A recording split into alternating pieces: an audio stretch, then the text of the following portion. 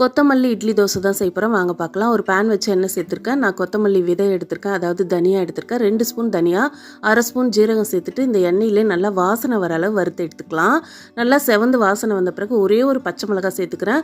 கூடவே ஒரு கைப்பிடி நிறைய மல்லித்தழை சேர்த்துக்கிறேன். மல்லித்தழை வந்து ரொம்ப நேரம் வதக்கணும்னு அவசியம் இல்லை. இந்த சூட்லேயே லைட்டாக வதக்கினாலே போதும், நல்லா சுருண்டு வந்துடும். ஆறின பிறகு மிக்சி ஜாரில் சேர்த்துட்டு இந்த மல்லித்தழைக்கு தேவையான உப்பு சேர்த்து கொஞ்சமாக தண்ணி சேர்த்து நைஸாக அரைச்சிட்டு வந்துட்டேன்.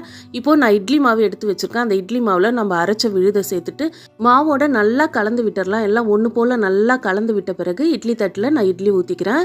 ஊற்றிட்டு ஒரு 10 நிமிஷம் வேக வச்சு எடுத்தால் அவ்வளோதான், சூப்பரான கொத்தமல்லி இட்லி ரெடி ஆகிடும். இதே மாவில் நம்ம தோசையும் சுட்டு எடுத்துக்கலாம்.